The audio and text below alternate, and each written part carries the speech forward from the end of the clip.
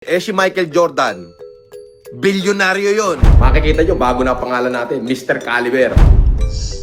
We climb and climb, let the world go on below us. We are lost in time. Hi everyone! Maraming netizen ang kinakabahan dahil sa dami ng basher ni Norman Inidoro ay baka pumunta ito ng Benguet at tumambay sa gilid ng bangin. Sa video na ito ay panoorin natin ang pagkadami-daming basher ni Norman Inidoro. Panoorin natin ang video na ito. Nagumpisa ang video kung saan ay tila inihahambing ni Norman Inidoro ang kanyang sarili kay Michael Jordan. Milyonaryo pero ang itim ng labi, si Michael Jordan, bilyonaryo yon. Bakit hindi lang labi maitim? Bakit si Shaquille O'Neal? Mas milyonaryo yon. Dollar pa. Bakit hindi lang labi maitim? Pati mata itim. Pati singit na itim. Yan sinasabi ko. Paano inaaarawan? Di ba? Grabe. Dahil tatlo lang daw ang t-shirt ni Norman Inidoro ay ipinakita niya ang kanyang nabili sa Shopee na Fred Perry. Tatlo nga lang ang polo shirt ko. Gusto mo makita? Pakita ko sa'yo. Pambihira naman. Gusto mo ba? Bigyan kita. Dali ha. Polo shirt. Ito polo shirt. Ayan Nagsisiksikan na nga. Ayan ayan polo shirt ko. Dami Gusto mo ba? Puro Fred Perry yan. Ayan puro Fred Perry lahat yan Di ba? Pwede ako magbenta. Gusto mo ba? Bigyan na lang kita libre.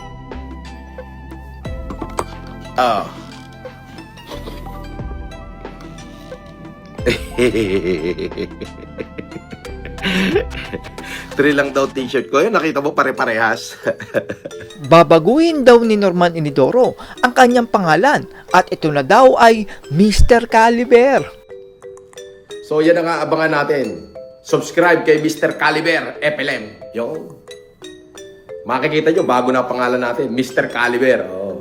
So maraming plano yan si Mr. Caliber.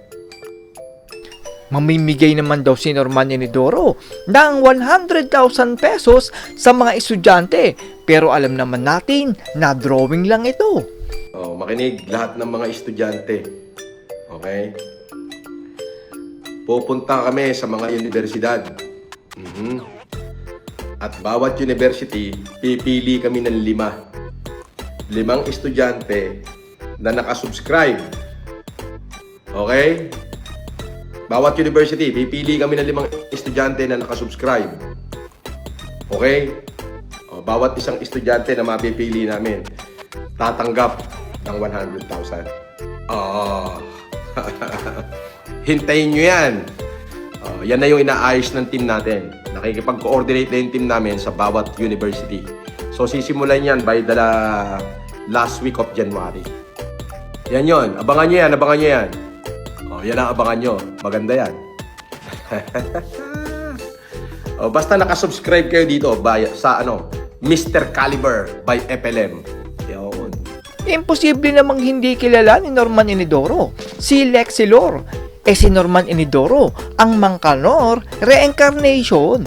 Robert Tre Latibos.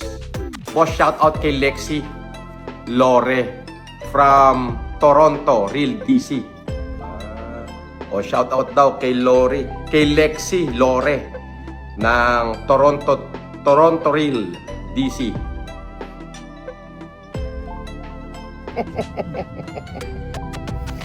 Gusto ko pagkatao mo. Parehas ka. Nya!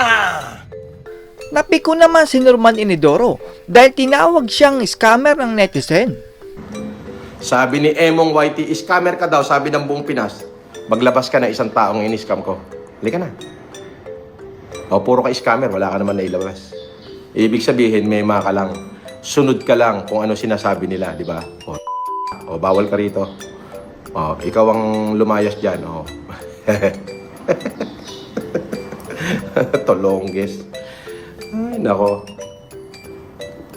Tinanong naman ng netizen kung kinakabahan ba daw si Norman Inidoro pero hindi daw stress itong si Norman Inidoro. Peleg, kinakabahan ka na raw, mahuhuyo ka na. Ha? Ano? Kinakabahan ako? Mukha ba akong kinakabahan? Mukha ba akong stress?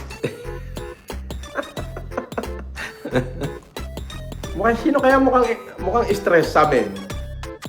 Hindi naman daw alam ni Norman Inidoro ang meaning ng kulaong, pero ang ibig sabihin nito ay kulong. Sabi ni Claire Laps, I'm back, sir, question, ano meaning ng kulaong? Yun nga ang hindi ko maintindihan eh. Ginamitan ko na ng encyclopedia, ginamitan ko na ng Wikipedia, ginamitan ko na ng Google. Wala eh. Oo, wala eh. Lahat na hinanapan ko na eh. Kasi alam mo, nag-imbento sila ng salita na hindi nila kayang ibahig. Oo. Sila man hindi nila alam kung ano ibig sabihin. Oo. Mukhang may nagkagusto kay Norman Inidoro at tila ay pinagtatanggol si Norman Inidoro. Sabi ni J.Ann Monique, wag. Chill ka lang, Monique. Ano ka lang, pag pangit ang comment, time out mo lang. Wag mong ibablock. Time out for 24 hours. Ganun lang. Time out lang. Ay, Monique, dito kayo mag medianoche sa atin. Ha? Kumanta naman si Norman Inidoro at mukha siyang ewan. Pakinggan natin ang nakakainis na boses ni Norman Inidoro. But now when the morning light shines in, it only disturbs the dreamland where I lay. Oh, where I lay. I used to thank the Lord when awake for life and love and the golden sky above me. But now I pray the stars will go on shining. You see in my dreams you love me. Sino nakakaano dyan? Dito po ay muntik nang magwala ang kapitbahay ni Norman Inidoro dahil sa istorbo ng kanyang boses. Daybreak is a joyful time. Just listen to the songbird harmony. Oh, the harmonies. I wish the dawn would never come. I wish there was silence on the trees. Oh, the trees. If I could only stay asleep, at least I could pretend you're thinking of me. 'Cause nighttime is the one time I am happy. You see in my dream. Sa chorus naman na ito ay maraming kababayan natin ang na-depress at sinugod sa pinakamalayong ospital nang marinig nila ang chorus ni Norman Inidoro. We climb and climb, and at the top we fly. Let the world go on below us. We are lost in time, and I don't know really what it means. All I know is that you love me in my dreams. Oh,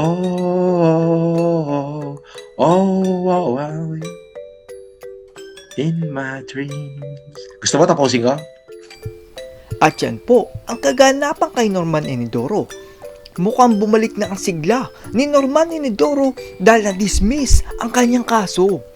Sa ating mga OFW ay ingat po kayo sa taong yan dahil hindi po yan totoong Marcos. Alam ko na gusto nyo lang tumulong sa Pilipinas, mga kababayan kong OFW. Pero wag po dyan kay Norman Inidoro dahil paniguradong ang tulong na ipapalipad nyo sa kanya ay tulong sa sarili niya at hindi sa naghihirap na Pilipino. That's all everyone. Salamat sa inyong panonood. This is Chuck and you're watching Biker Drone.